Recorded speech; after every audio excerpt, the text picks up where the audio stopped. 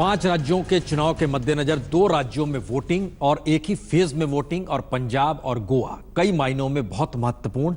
पहली बार एक नए राजनीतिक दल का वहां पहुंचना और पहली बार शायद इन इलाकों के मुद्दों के जरिए एक नई राजनीति की दिशा को भी तय किया जाना यह माना जा रहा है। पटियाला, जालंधर, गुरदासपुर, अमृतसर, पठानकोट, तमाम जगहों की तस्वीरें आप देख रहे हैं कि किस तरीके से अब वहां पर कतारें लगनी शुरू हो गई हैं, लंबी लंबी कतारें लग रही हैं। और इस बार माना जा रहा है कि शायद वोटिंग का टर्नआउट भी बहुत ज्यादा होगा, क्योंकि मुकाबला त्रिकोणीय और बहुत ही तीखा, बहुत कम दिनों के लिए प्रचार का वक्त चुनाव आयोग ने दिया। एक लिहाज से इस बार सबसे कम चुनाव प्रचार का वक्त मिला है, लेकिन उसमें जितना तीखी राजनीति हुई वह सब कुछ पंजाब में जरूर देखने को मिला है।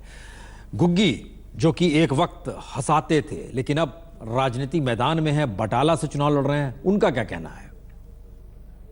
पंजाब में लोकतंत्र का सबसे बड़ा त्योहार मनाया जा रहा है। इन त्योहारों में सुबह से लोग एक बड़ी तादाद में बूथ के बाहर आए हैं और इस समय हमारे साथ हैं गुरप्रीत सिंह गुग्गी। आपने टीवी पर देखा होगा, कॉमेडी करते हुए देखा होगा, पहली बार सीरियस मैदान में, चुनावी मैदान में उतरे हैं। आम आदमी पार्टी के पंजाब में मुखिया हैं और उम्मीदवार हैं। गुग्गी साहब, वोट क्यों देगी जनता आपको?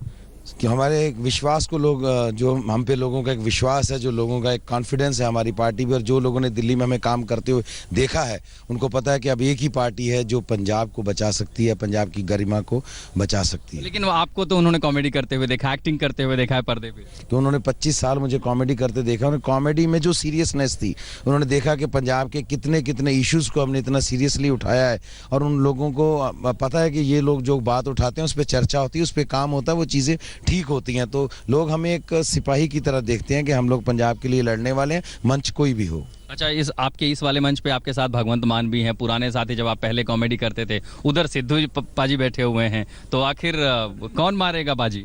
देखिए, सिद्धू साहब तो एक परपंच बन के सामने आ गए। उन्होंने तो परपंच रचा सर, वो सबके साथ डील करते रहे, सौदेबाजी होती रही।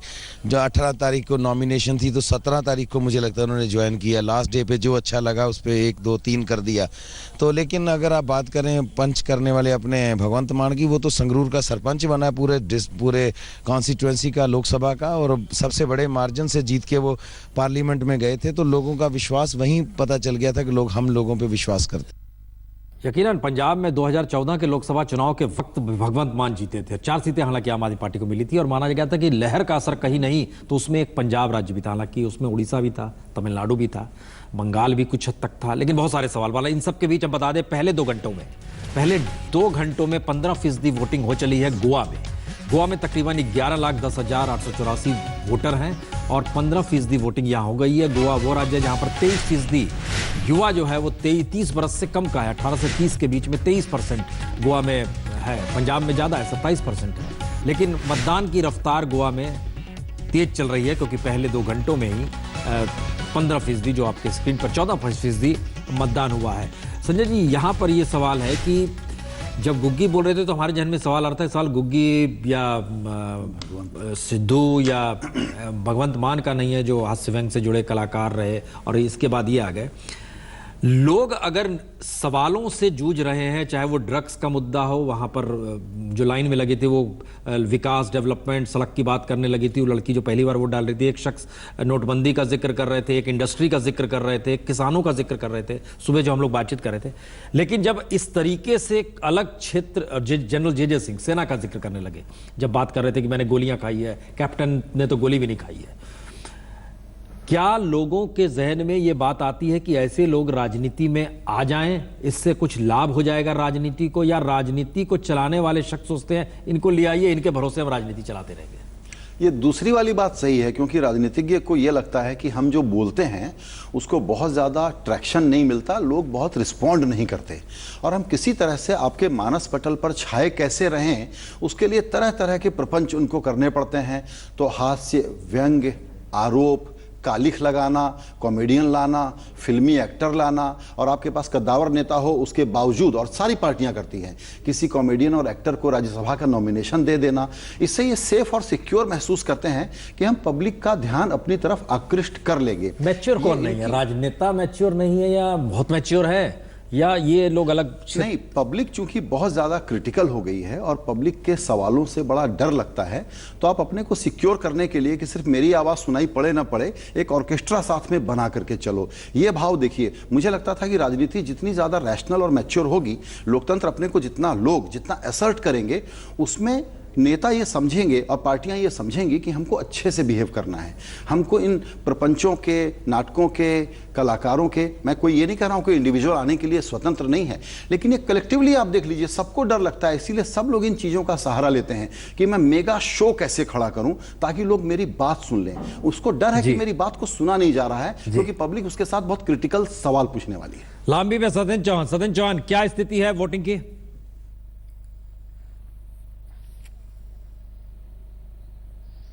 देखिए प्रसून, वोटिंग परसेंट बढ़ रहा है, लेकिन मौसम थोड़ा यहाँ पर कड़ाके की ठंड पड़ रही है। मैंने भी खुद अपनी जैकेट चेंज की है। आसमान में बादल छाए हैं और जो है बादल साहब जो बादल गांव में ही है वो अभी तक नहीं पहुंचे हैं। आसमान में जरूर बादल छाए हैं और चुनाव लगातार जो स्टूडियो में जिस तरह की चर्चा चल रही है, प्रसून एक बात मैं आपको यहाँ पर कहना चाहूंगा कि ये चुनाव परंपरागत तरीकों से हटकर लड़ा गया है। नेतागिरी कहीं ना कहीं डेटागिरी में चेंज हुई है। कांग्रेस प्रशांत किशोर को लेकर आई है, तो आम आदमी पार्टी ने पूरा कैंपेन जमीन से ज्यादा जो है सोशल मीडिया पर लड़ा है और जो है डेटागिरी हुई है। नेतागिरी की जगह डेटा कलेक्ट किया गया है और हर आदमी तक पहुंच करने की कोशिश की गई है। फेसबुक, ट्विटर, जो आदमी हिंदुस्तान में है, एनआरआई जो है कनाडा में बैठे हैं, अमेरिका में बैठे हैं, उनको लुभाने की कोशिश की गई है, तो उन सबका जरिया सोशल मीडिया था। प्रशांत किशोर की टीम का दावा है कि उन्होंने 52 लाख लोगों से सीधी पहुंच बनाई है। रजिस्ट्रेशन फॉर्म कराए गए हैं, आपको नौकरी देंगे, आप क्या चाहते हैं आप फॉर्म भरिए। ये आम आदमी पार्टी ने भी रजिस्ट्रेशन करवाए हैं और कांग्रेस पार्टी ने भी रजिस्ट्रेशन करवाए हैं। मतदाताओं से पूछा गया है उम्र के हिसाब से उनकी चॉइस क्या है। देखिए, पहले साइकिल के वादे होते थे, इस चुनाव में वादे क्या है? 1 GB डेटा मिलेगा, लैपटॉप मिलेगा, स्मार्टफोन आपको मिलेगा। युवा जो वोटर है उनको हर तरीके से टारगेट करने की कोशिश की गई है। नौकरी आपको देंगे। अकाली दल का जो है मैनिफेस्टो में आप देखिए, आपको अमेरिका और कनाडा और दूसरे देशों में जमीन खरीदकर सरकार देगी। आप वहां पर जाकर मॉडर्न फार्मिंग करिए। पंजाब के युवा जो है विदेश में जाना चाहते हैं, तो उसको भी मैनिफेस्टो में लाया गया। तो कहीं ना कहीं नेतागिरी और डेटागिरी को कनेक्ट किया गया है और जो राजनीतिक पार्टी इतनी लंबा गेम जो है सोच रही है कि डेटा आपके पास आ गया, आपके पास ईमेल आईडी आ गई, आपके पास फेसबुक अकाउंट आ गया, आपके पास फेसबुक के कमेंट्स क्या हैं, उन कमेंट्स को निकाला गया कि आप चाहते क्या हैं और जो आप चाहते हैं उसको किसी ना किसी तरीके से वोटरों तक पहुंचाया गया है कि हम आपको ये देंगे, हम आपको स्कूटी देंगे, साइकिल नहीं देंगे, हम आपको सिलाई मशीन देंगे क्योंकि लड़कियां कॉलेज नहीं जा पा रही हैं, आप घर पर रहकर तैयारी करिए। तो ये चुनाव कहीं ना कहीं परंपरागत तरीकों से बिल्कुल हटकर लड़ा गया है। अब इस चुनाव को जनता किस तरीके से लेती है, किस तरीके से नतीजे आते हैं, ये शायद ये सारी चीजें जुड़ गई हैं सत्येंद्र, लेकिन हमें लगता है जिक्र तो दूध का भी है, घी का भी है, गेहूं का भी है, चावल का भी है, वो अभी फ्री में कैसे देंगे, क्या देंगे, यह भी न्यूनतम की लड़ाई जुगाड़ की स्थिति है। लेकिन फजिल्का में अंकित क्या देख पा रहे हैं? पहली बार आपसे सुबह मुलाकात हो रही है।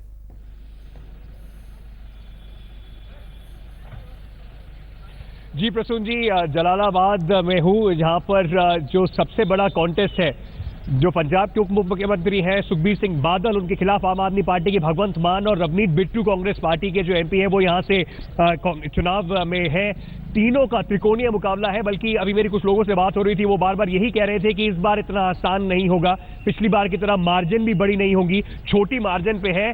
और एक जो बात अभी रवनीत बिट्टू थोड़ी देर पहले हमारे साथ थे, उन्होंने ये बात जरूर कही कि सुखबीर बादल को लोगों ने यहाँ कैंपेन करते देखा ही नहीं है। तो शायद कहीं ना कहीं पहली बार ऐसा हो रहा है कि जो बादल परिवार है उसके जो गढ़ है वहां पर इतनी कड़ी चुनौती मिल रही है। लोग यही कह रहे हैं कि इस बार जो मार्जिन है वो बहुत कम होने वाला है। कल यहाँ पर एक दो जगह पर काफी पुलिस ने पैसे बांटने वाले लोगों को, शराब बांटने वाले लोगों को पकड़ा भी। तो इस बार कहीं ना कहीं लोगों में ये उत्साह भी है, बहुत ज्यादा लोग इस बार दिख रहे हैं यहाँ पे वोट करते हुए, लोग बाहर आ रहे हैं और हर किसी को इंतजार है कि इस बार क्या जो सुखबीर बादल को चुनौती मिली है वो चुनौती का क्या होने वाला है। भगवंत मान और सुखबीर बादल और रवनीत बिट्टू तीनों यहाँ से नहीं है। तीनों अपना वोट सुखबीर बादल अपना बादल गांव में वोट डाल के आएंगे। भगवंत मान मोहाली के वोटर हैं, वो वोट डाल के यहाँ पर आएंगे। रवनीत बिट्टू यहाँ पे घूम रहे हैं। तो तीनों बाहरी वोटर हैं, तीनों बाहरी कैंडिडेट हैं, पर जनता किस पे विश्वास करेगी। एक और खास बात जो लोगों में देखने मिली, जो नया वोटर है, यंग वोटर है, वो कहीं ना कहीं इस बार डिसाइड करेगा। और हर आदमी यही बात कर रहा है कि चेंज मुद्दा है और ड्रग्स मुद्दा है। जो जिस तरह की कैंपेन चली है अकाली दल के खिलाफ ड्रग्स को लेकर, वो कहीं ना कहीं लोगों के बीच में जरूर असर दिखा रही है, पर उसका कितना फायदा होगा, क्या वोट बढ़ जाएंगे रवनीत बिट्टू और भगवंत मान में, और उसका फायदा सुखबीर बादल उठा पाएंगे। यहां पर जब चुनाव से पहले हम घूमे तो सबसे बड़ी बात देखने को मिली, एक आटा दाल स्कीम और जो इंश्योरेंस स्कीम है सुखबीर बादल की, वो काफी लोगों को पसंद आई। लेकिन उसके बावजूद भी जिस तरीके से बात हुई गुंडागर्दी की या बात हुई ड्रग्स की, उसमें कहीं ना कहीं लोगों को लगता है कि थोड़ा खामियाजा भुगतना पड़ सकता है सुखबीर बादल को। लेकिन बड़ी तादाद में प्रसून जी सुबह से लोग यहां पर वोट दे रहे हैं, और बड़ी तादाद का मतलब यह भी हो सकता है कि एक तरफा किसी ना किसी को डिसाइसिव वोट जरूर मिले। तो आसमान में बादल है,